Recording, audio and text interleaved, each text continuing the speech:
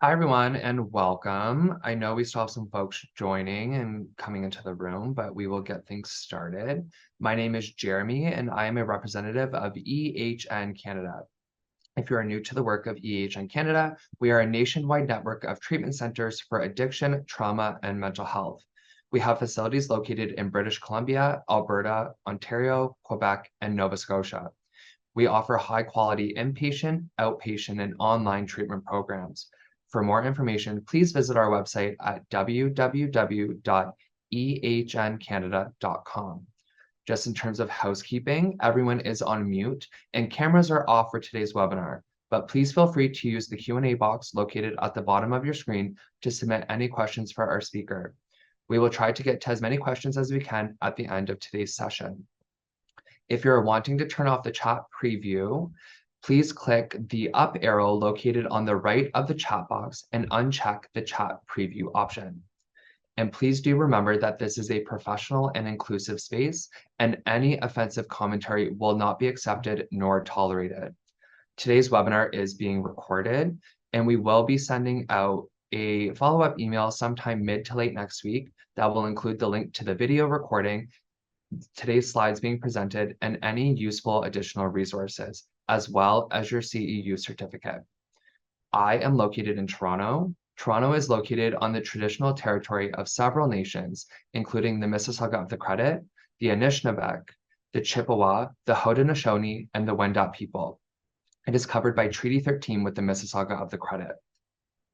Ben is located in Red Deer, Alberta.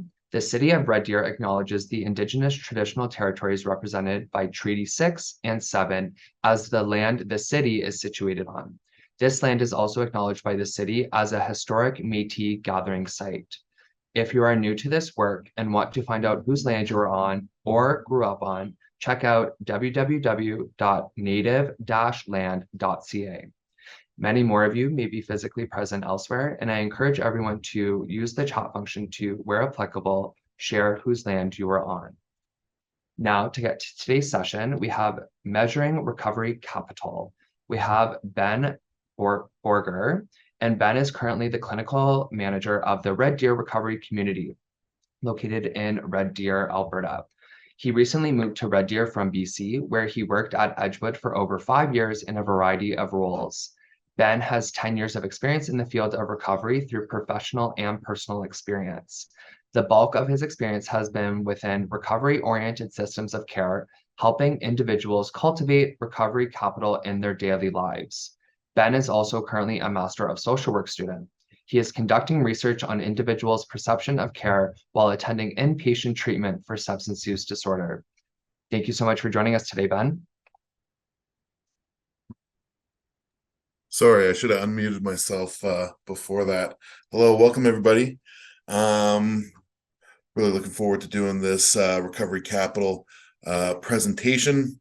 Recovery Capital is something that I've been utilizing, in my own personal life, as well professionally. I've seen the benefits, especially at the center that I'm working at now. So today we're going to go over defining Recovery Capital. We're going to be cultivating. We're going to be cultivating the recovery capital. We're going to do a deep dive into different domains of recovery capital. I utilize a standing desk, so you might see me bopping around a little bit here, so I'll try and stay still. But different domains of recovery capital. Then how do we measure them? We're going to look at a couple different assessment tools. And then finally, at the end, I want to talk about why recovery capital. Why is it such a useful tool? Why is this lens getting so popular as as professionals in this field, in the field of addiction and recovery, and from harm reduction to abstinence-based care, why does recovery capital matter? So let's take a look at defining what recovery capital is. So Granfield and Cloud, who did research in 1999, what they did is they interviewed 47 different individuals that had what they called natural recovery. Natural recovery are these individuals who recovered from opiate, barbiturate, methamphetamine addiction, without going to treatment. Through their research, they found what builds up this recovery capital. And they kind of define the term at that point. This is a term that I guess has been around since 1999, though I think we're hearing it a lot more now. I'm at least hearing it more in the last couple of years. Other governments are starting to utilize this term as well, and we utilize that term quite a bit with our clients. So from Granfield and Cloud, the sum of one's total resources that can be brought to bear in an effort to overcome alcohol and drug dependency. It is embodied in a number of tangible and intangible resources and relationships, including those that existed prior to a person's drug involvement, during the period of drug use, and conditions likely to prevail in the future. It encompasses attitudes and beliefs that one has towards the past, present, and future. It also includes one's mental status and other personal characteristics that can be drawn upon to resolve a dependency problem. So what does that mean? It's basically all the holistic elements, all the parts of me and the micro, macro, meso realm, the systems that go together to build up my recovery. So it's the total resources that an individual has available to find and maintain their recovery. Recovery capital is the extent and depth of internal and external resources that may be drawn upon to initiate and sustain recovery. Talking with the clients here, I have them do recovery capital tools and assessments, and I had a couple individuals do one, and they turns out the recovery capital is actually quite high. I'm like, well, why, with all that, did I develop a substance use disorder? And I mean, I don't think it's necessarily recovery capital is not necessarily going to keep us sober or prevent a addiction to develop. But in the light of that, once we start making that change and moving to the future, recovery capital is going to help us to become and stay sober. It's not necessarily going to prevent it in the first time. The definition or the terms that I use with clients, typically for them to think about it, would be recovery capital may be equated to a bank account of recovery. The aim is to build up savings for when a client needs to make a withdrawal. So the bank account, it's not for money. It's for connection, relationships, skills, love, support, belonging, trust, and hope. And so it refers to the internal and external resources a person can draw upon to begin and maintain their pursuit of recovery. And it's, when times are difficult and there's been a calamity in my life and things happen, the recovery capital is what can keep me safe. And it's more than just, going to 12-step meetings or having a support network. It's everything. So let's kind of break that down.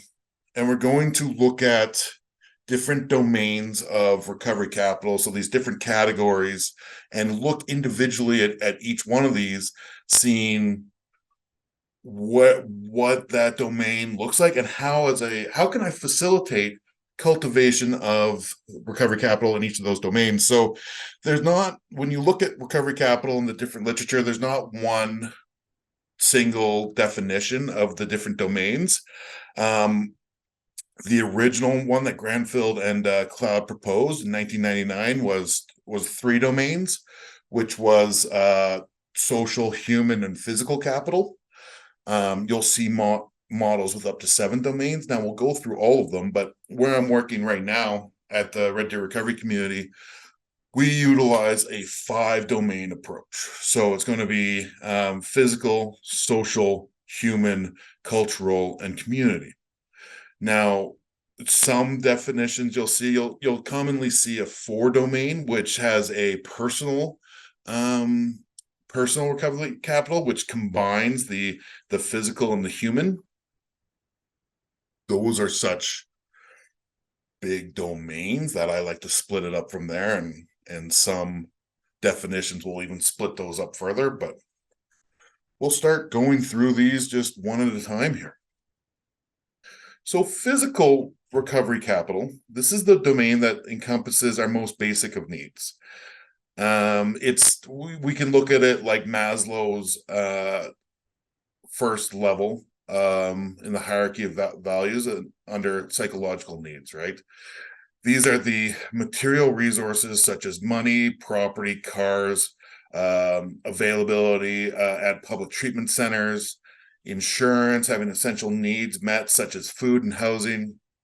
They're my physical health, financial assets, safe shelter, clothing, food, transportation. This can be looked at as a very important part of recovery capital, right? Because without these most basic needs met, it's very difficult to stay sober.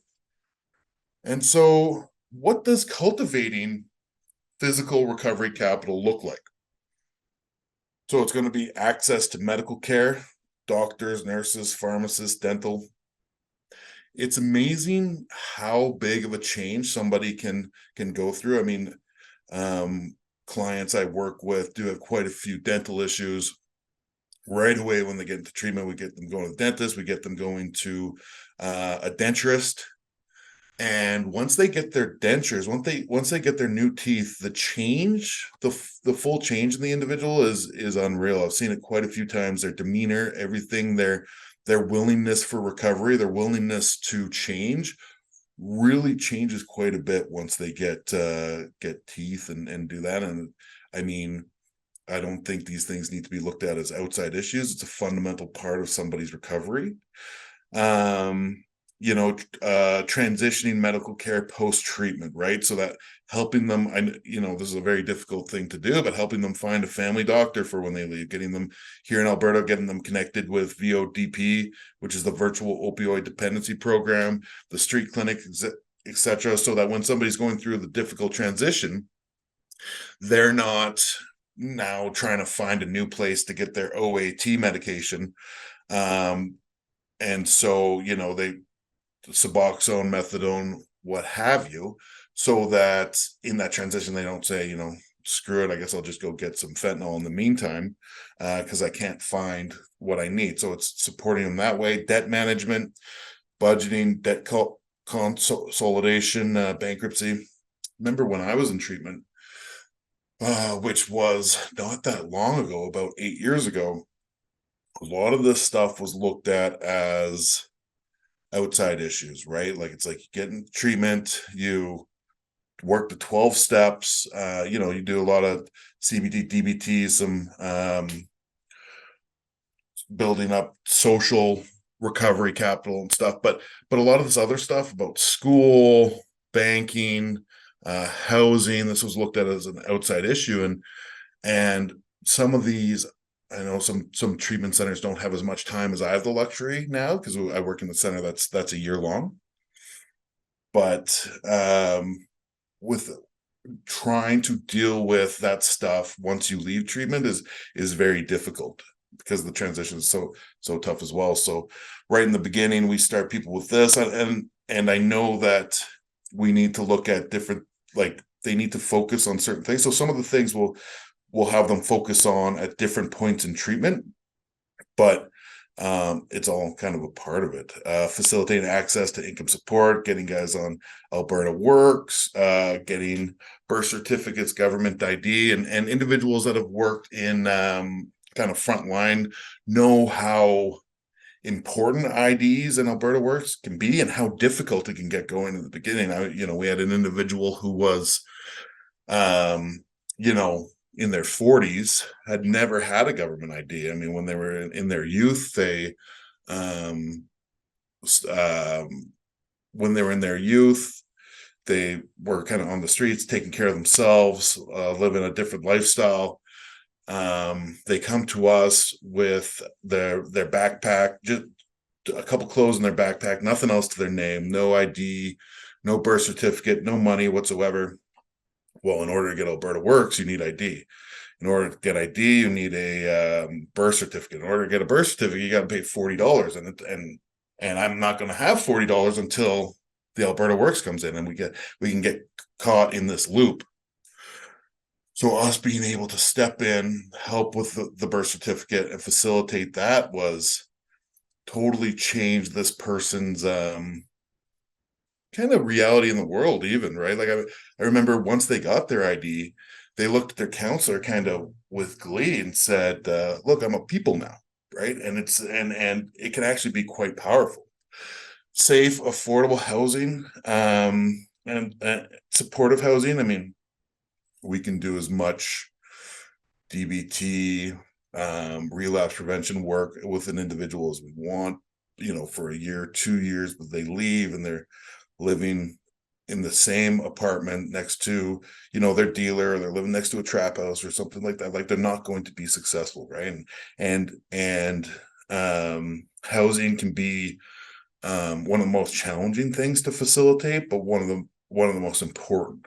Without safe housing, it's very difficult to maintain somebody's recovery, and it's huge, right? Access to gym, uh, rec passes, fitness routines, instruction, building up that physical recovery capital through there.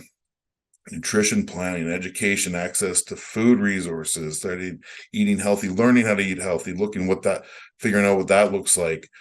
Bus passes, return or gain of driver's license, being able to get transportation, get yourself to meetings, get yourself across the city to a job interview, whether that's on the bus or getting your license back, getting a car, can be huge. Clothing donations, work clothes, steel toe boots. There are resources out there for a lot of this stuff, but accessing it, navigating it, figuring out how to get these donations can be difficult. And then what I always say is just ask the client what physical assets they bring to their recovery. Where is my physical capital lacking? Like, where do we need to start building this up? And we can start that right when we start working with an individual. Human recovery capital. So this is the second domain of these internal resources, but this one's a little bit different, right? Because it's the values, spirituality, knowledge, education, vocational skills, credentials. Um, a definition here is personal characteristics to achieve goals, knowledge, marketable employment skills, interpersonal skills, emotional stability or mental health, problem solving capacities, physical health, genetic inheritance, self-esteem, self-awareness, self-efficacy, sense of meaning, informal knowledge, life skills, hopes, and aspirations. It's a lot of these interpersonal, personal characteristics of myself, right?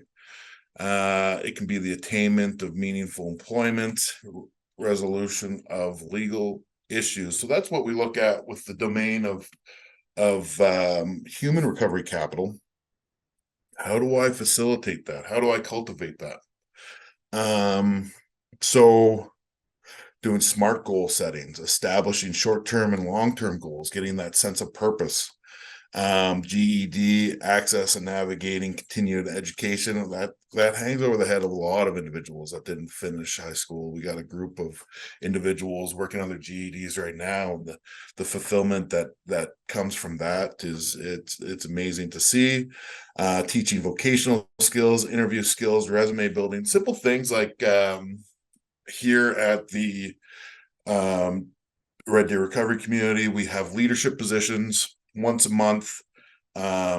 Anybody that wants to be a house leader, kitchen leader, rec leader, custodial leader, that they're in charge of all the chores and maintaining the building. We have them sign up and do these 5-minute interviews with a panel of 2 staff and 2 clients. And through that, month to month, we've seen these guys build up their interviewing skills, right? They're first were coming in with their hats on, not taking it too seriously. Now they're getting pointers from other guys. They're learning how to do this. They're coming in, they're shaking our hands, they're looking us in the eye, they're dressing up, taking their hats off. They're bringing in resumes. They through that just simple stuff through the programming, they're able to build a life skill that they probably didn't have before. So obtaining credentials, first aid, forklift tickets, food safe. Again, there's a lot of agencies out there that have funding to provide that to people who need it. It's just about finding those resources and connecting our clients with that. CBT, DBT, relapse prevention. A lot of our typical, I would say, counseling toolbox that we use would be found within human recovery capital. So a lot of us are pretty good, knowledgeable about building that human recovery capital. We're modeling pro-social behaviors within a community, working the steps of a 12-step work would fall within this. Working through the SMART recovery or CBT workbook, emotional regulation, emotional literacy, grounding techniques. That's all kind of found within human recovery capital. Different mental health supports and being able to facilitate or provide those, being group therapy, psychiatry, counseling, trauma counseling, because my mental health is a part of this human recovery capital. And then again, like, I'm sitting with a client and I'm asking, like, what human recovery capital assets do you bring to your recovery capital? Where is your human capital lacking, and kind of working through them with that. So next is going to be the social recovery capital. This is the third domain out of the 5 that we're looking at here.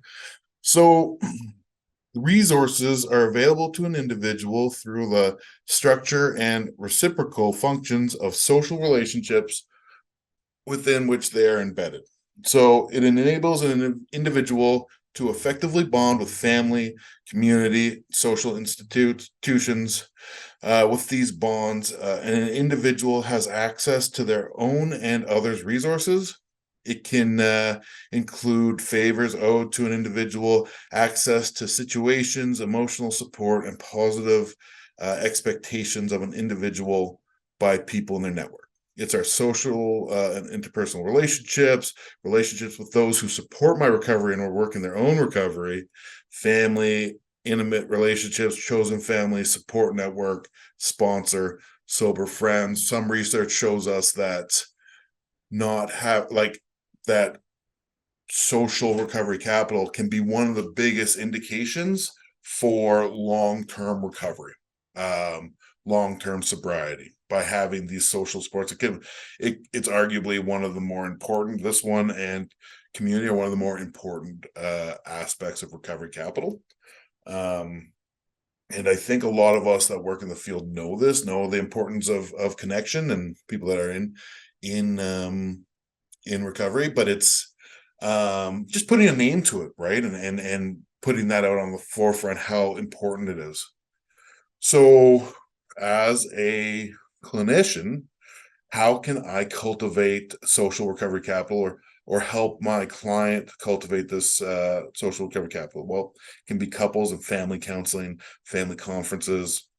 It can be family education webinars, helping family members start working their own recovery, facilitating reconnection to safe family members, and maybe navigating that, right? Like looking and understanding what relationships are going to be safe for me to pursue in the future. Maybe right now, boundary setting is going to be the most effective thing, and maybe I don't have that many safe family supports, and so I need to build up more of these recovery friends to build up that social recovery capital. So yeah, establishing boundaries with friends and family, learning boundary setting. I mean, a lot of people don't actually know what that is. They think it's more about telling other people what to do, rather than saying, if you do this, I will no longer be able to be around you, and removing myself from situations. Again, it's as facilitators teaching and modeling that pro-social behavior, feedback regarding social behavior, learning, building up that social intelligence in situations, right? Building up maturity at times, making amends to friends and family, social capital, It's established in treatment, 12-step meetings, church, work, kind of anywhere that people congregate. We can build up that social recovery capital. And like it can also be built up like in different sports teams, especially like sober sports teams, sober hobbies. Um, and then sitting with my client, I would be asking and going through like what social assets they bring to their recovery. Where is their social capital lacking? Like what safe relationships are there, and kind of punching through that with them. So fourth domain here is the community recovery capital. So one definition here is community attitudes, policies, and resources related to recovery, efforts to reduce addiction, related stigma, the existence of recovery role models, and an available continuum of formal and informal treatment recovery resources. So the policies, treatment, and support recovery available in the community and anti-stigma events, 12-step meetings, SMART, Dharma recovery, celebrate recovery, Wobriety, these other kind of community meetings, sober events, campouts, dances, sober and proud conferences, summits, sober walks, cake nights, these visible events, church spirituality groups, and other community events. So how do I cultivate community recovery capital? Organizing and participating in visible events such as recovery days, recovery on campus, be a part of these recovery orientated systems of care. Supportive sober housing is a community recovery capital resource. The availability of government funded treatment programs, maybe as a facilitator is navigating individuals getting into these different centers, advocacy efforts for clients, education and service navigation regarding available community supports, understanding of the local policies and recovery oriented support. So knowing what's in your community, right? Like having a knowledge of what these resources look like, and maybe some of the more grassroots or non-traditional resources that may be available. It goes much beyond different 12-step meetings. There may be a plethora of recovery supports in your community that you're not even aware of. And so then asking the client what community services they utilize to build their recovery, and then going through and analyzing where the community capital is lacking.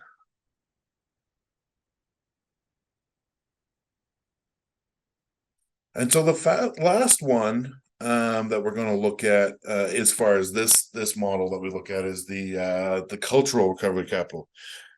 So it's the beliefs and values arising from one's culture that may also promote pro-social norms and recovery from addiction. So those personal qualities such as values, beliefs, disposition, preference, or behavioral patterns arising from membership with a certain cultural group, being familiar with cultural norms and able to act on one's benefit within the norms, and believing that pro-social norms and values, so specifically norms around substance use and desire and are desirable. We'll look at and so I mean, being connected with these parts of my culture that are that pro recovery aspect, right? And a lot of that is the visibility of recovery that we're building up, and kind of learning what my culture is, and getting in those roots. So facilitating individuals' exploration into cultural identity, beliefs, and values, especially in regards to supporting their sobriety, building or restoring one's cultural identity. We go to the sweat lodge once a month. We do smudging in our building. We got Bible study that happens on Sundays. Prayer and meditation are built into 12-step programming. These are all things that can go to building up that cultural recovery capital. So then we're asking the client what culture they identify with, learning to either maybe exploring that, building that up, or going like maybe I don't identify with any culture, so it's learning a culture that will support my recovery. And then where's my cultural capital lacking? And so I said that some definitions have up to 7 domains. And so an additional domain you'll find is the health capital. So this will take health. So we saw that physical capital has physical health, and human has mental health, and it will take this definition will take health right out of that, because they argue that health should be a unique domain because they found it to be a complex issue with high importance according to the sample of individuals in recovery from heroin dependency. So it has health has such a major impact on us that if I'm in poor health, my whole recovery capital can really take a hit. My ability for sustained long-term recovery is a challenge as well. So just having the focus on that is what these researchers found to be important. And then growth capital, you'll see that as a domain.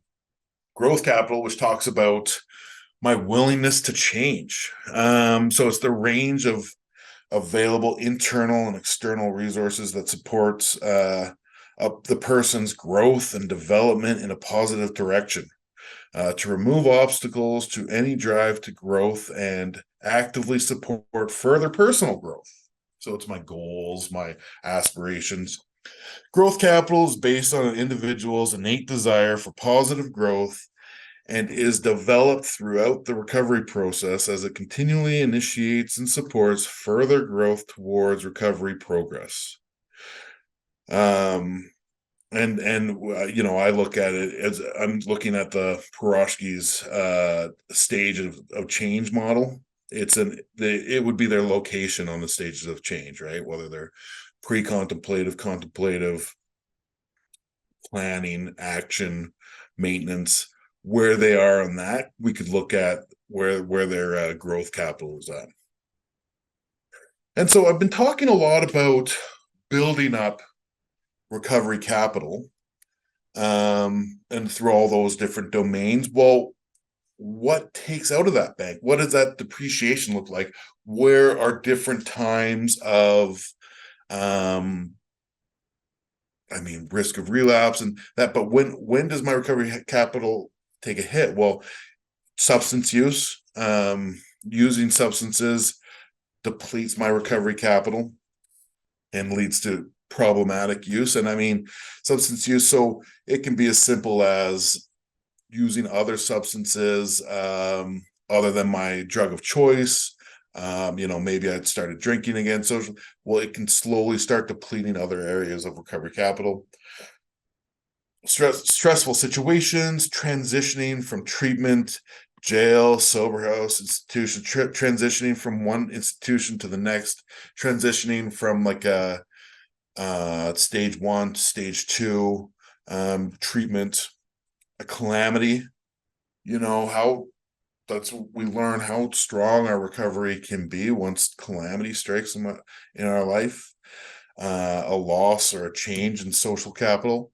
Not that this is recommended at all, but when I was I don't know, I was 1 month into a sober house, and I was, I think, 3 months sober when I found out that my girlfriend at the time was pregnant, right? Like fresh into recovery. There was this major change in my life that was extremely stressful. And so what ended up happening was I had to cultivate and build this recovery capital in order to get through this. And with the support of others, I was able to do that. But we'll find in those really stressful situations, we can build up the recovery capital because we need to in order to stay sober, or we end up kind of breaking at that point, right? loss or change in social capital is huge. And individuals in recovery, unfortunately, tend, especially with the drugs and stuff out there now, they will lose a lot of friends that they build up in those, and that can take a major hit. And then if I've got enough friends that relapse or go back out, it can be difficult to maintain my recovery at that point.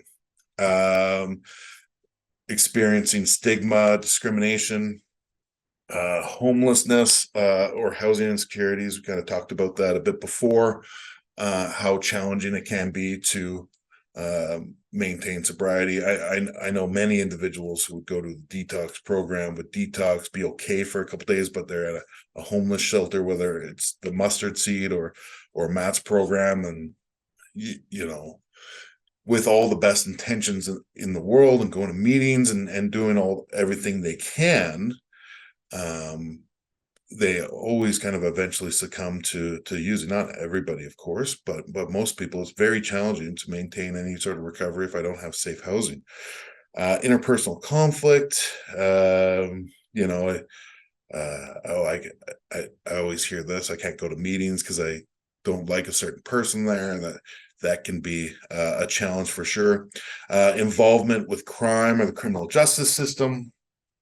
Yeah, individuals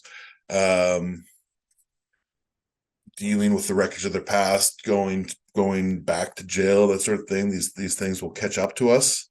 And then a lack of meaning or purpose in our lives. We found that can have a huge impact on my recovery capital as well. So, measurements. How do we assess for recovery capital? Well, there's many self-assessment questionnaires have been developed in an attempt to quantify an individual's recovery capital. So we can actually, that's one of the benefits of recovery capital, is that we can quantify it. We can have a number to it. The development of recovery capital questionnaires is a significant advancement in the field of addiction recovery. So, one study, a systematic review I was looking at, found 10 of these questionnaires,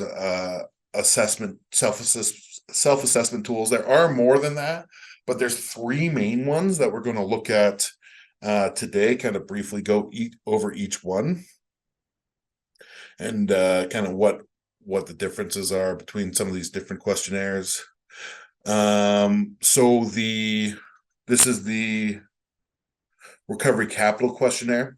It has 67 questions. It's a Likert scale, so 1 is untrue of me, 5 is true of me, and it'll be across 4 domains: physical capital, human capital, social capital, community, and cultural capital. How I really like to use tools like this is when an individual first comes in the first couple days, we would have them fill out the questionnaire. And then from that point, each month or I guess it would depend on the treatment length or the modality that you're assessing it, but then we would have them do the questionnaire at these different intervals.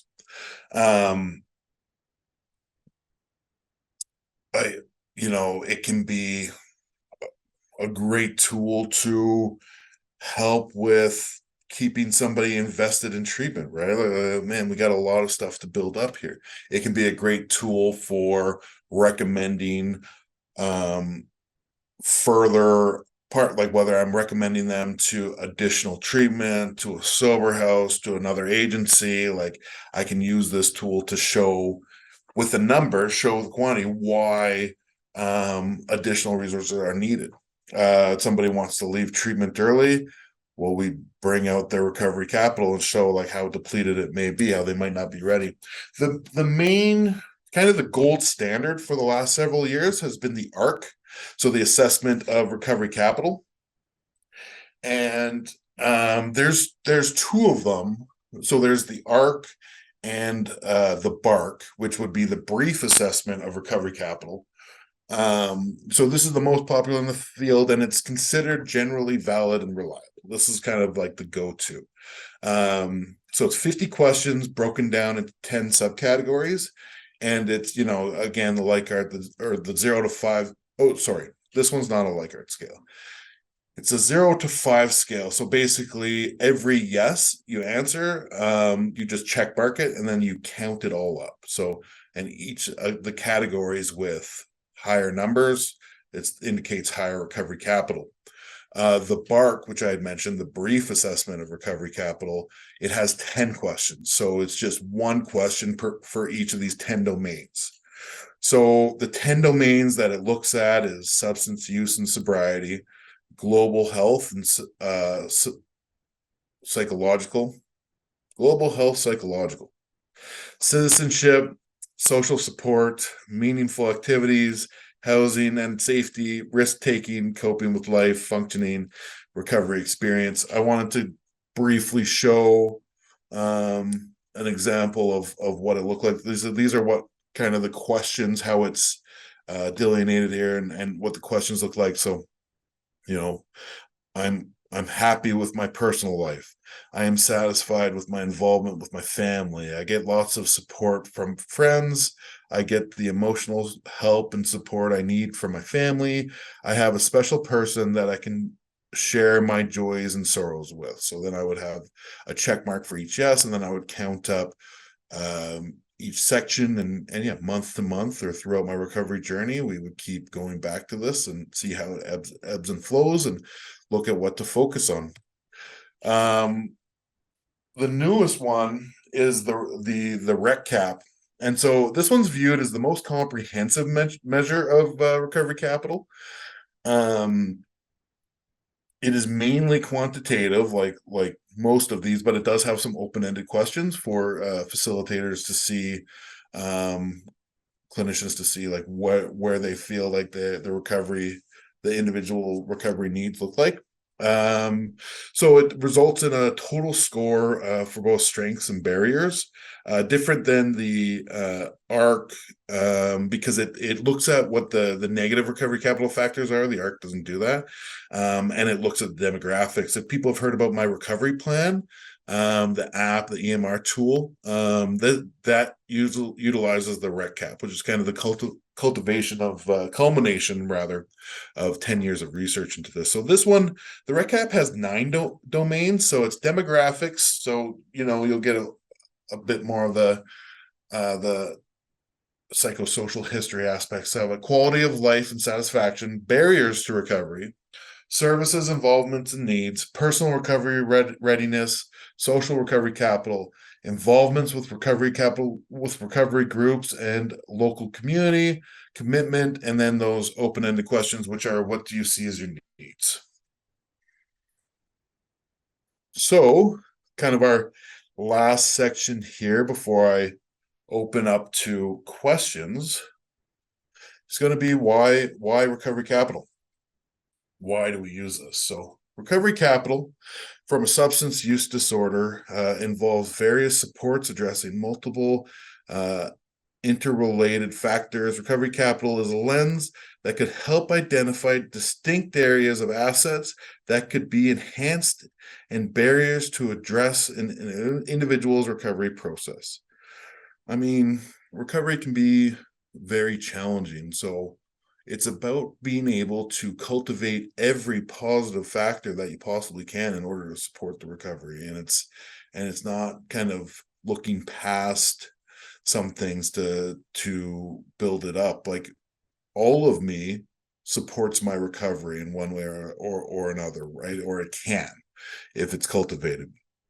Recovery capital, both its quantity and quality, plays a major role in determining the success or failure of natural and assisted recovery. So, research shows us that a higher recovery capital an individual has, the higher their chances of success post-treatment or post-intervention, or what it looks like. Studies show that lacking social and community recovery capital, they gain little from individually focused addiction treatment. So again, if I do a 30-day program and leave, and I don't have a support network, I don't have community supports, anything like that, my chances of success are quite low. Increases in recovery capital can spark turning points that end addiction careers. Trigger recovery capital initiates elevating coping abilities and enhance the quality of life in long-term recovery, right? So we never know the last time we're going to go to treatment is. We have individuals that have gone to treatment 8, 9, 10 times. It is more about building up that recovery capital. People get treatment smart, right? So it allows practitioners and individuals to quantify their blocks and resources in the quest for sustained recovery. This can serve as a baseline and a way to measure progress month to month. I mean, it's really nice as a clinician being able to have just a number, right? Quantify to somebody.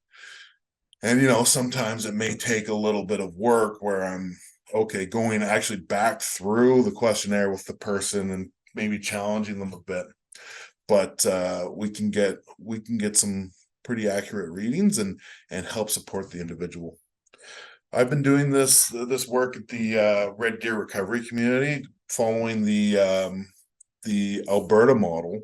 We utilize recovery capital quite a bit in our recovery orientated systems of care.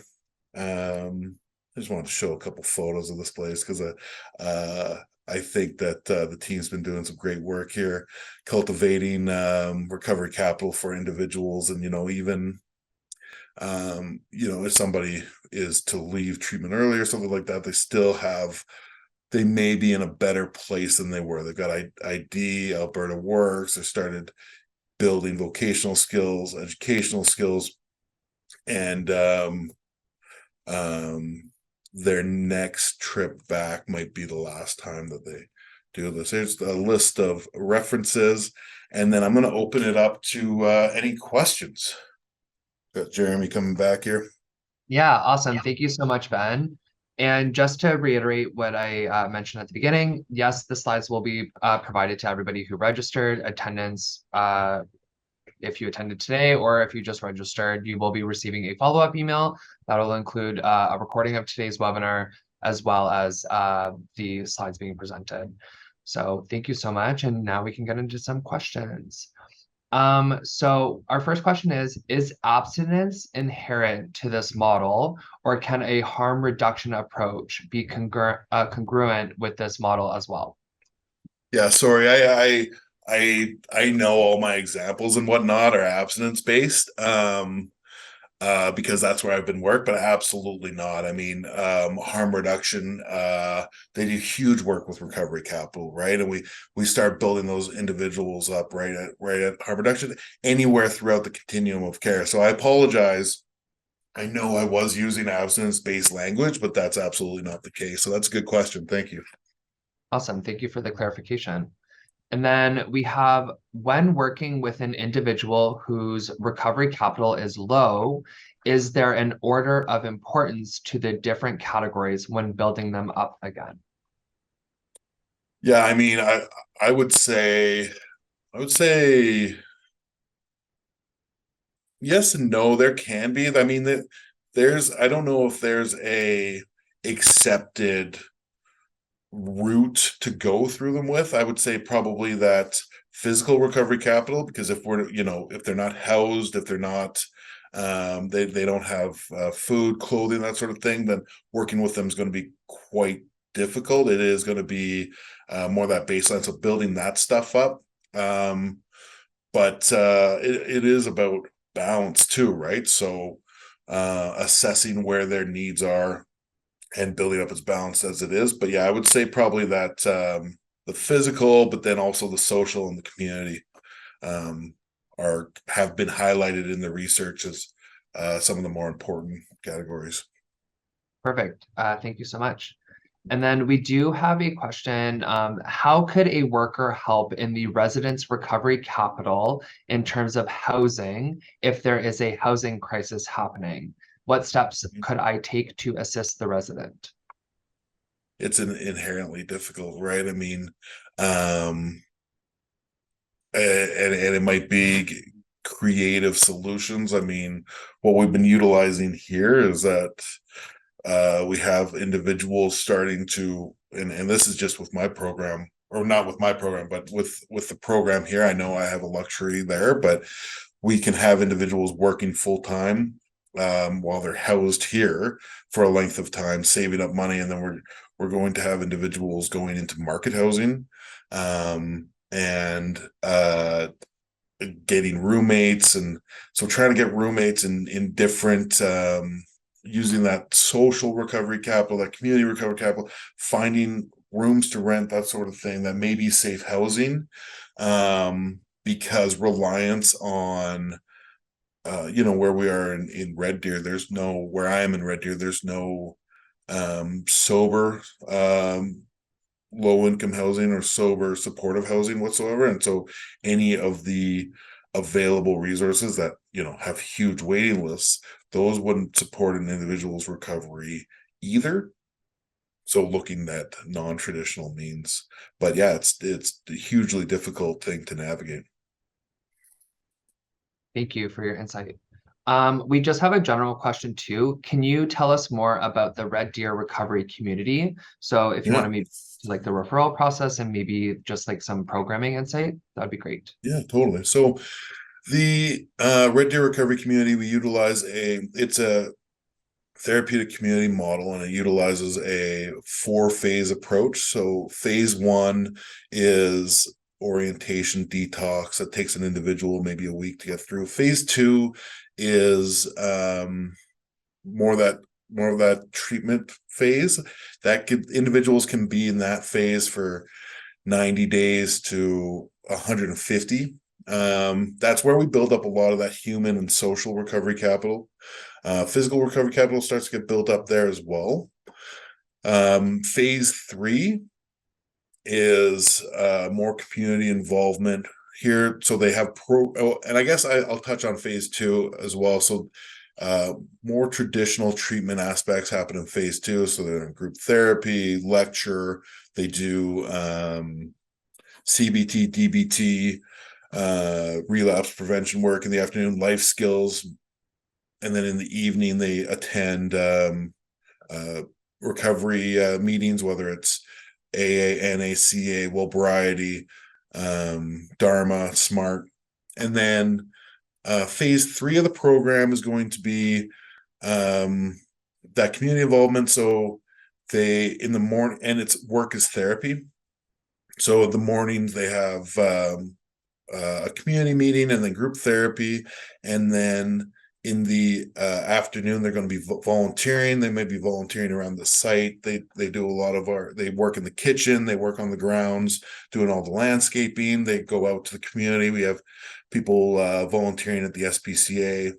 There's different warehouses that they do some work at as well. And then in the evenings they're going out to meetings. And then phase 4 is that I just touched on. It's that transitional piece where they're staying here, they're a part of the community, still doing chores and participating, but they're not in any programming. They would be getting prepared to transition out of here. They're working, they have a full-time job, and are just kind of saving up to get into market housing. The referral process through our website, we have individuals can self-refer or be referred by a professional, and it goes there's through our website there's a link. We just need a name and phone number, and then our admissions professionals, our admissions coordinators will phone out and do a intake assessment with an individual, and they get on the waiting list. At that point, we do ask people to call in at least once a week to keep their name on the wait list, and we reach out to them as well. And was there anything else, Jeremy, that you had highlighted as talking about the recovery community?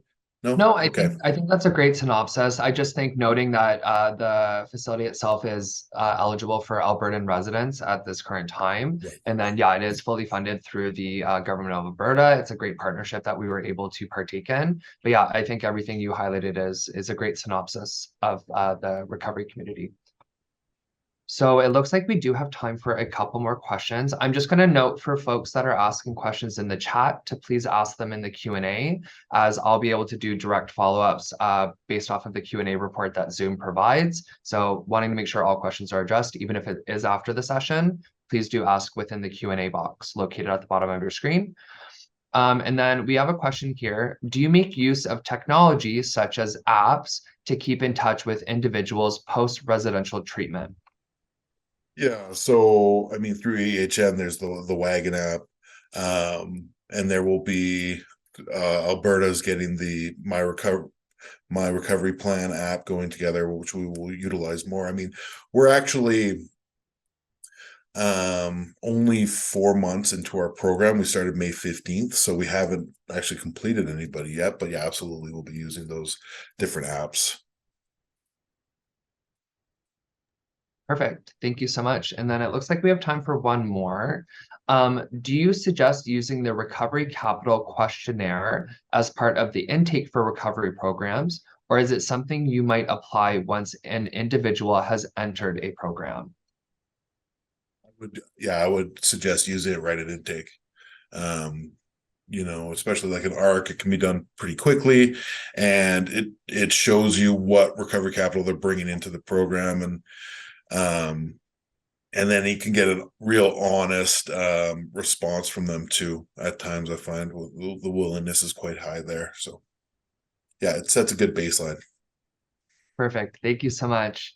Yeah, it looks like that's all we have time for at this moment, but I just want to echo what everyone's saying in the chat. Thank you so much for your insight and your expertise, Ben. It was very insightful, and I know I personally learned a lot, and again, I don't even have a clinical mind, so if I'm learning, I'm sure everybody else is learning too. So I just want to say thank you so much again for your time and for your presentation today. Yeah, thanks everybody. Perfect. And to everybody else, thank you so much for your attendance today. As mentioned, I will be including a copy of today's recording, the slideshow Ben has presented, as well as some additional resources, along with your CEU certification of attendance. That'll be sent out sometime mid to late next week, and we truly appreciate your patience. Until then, take care and stay well.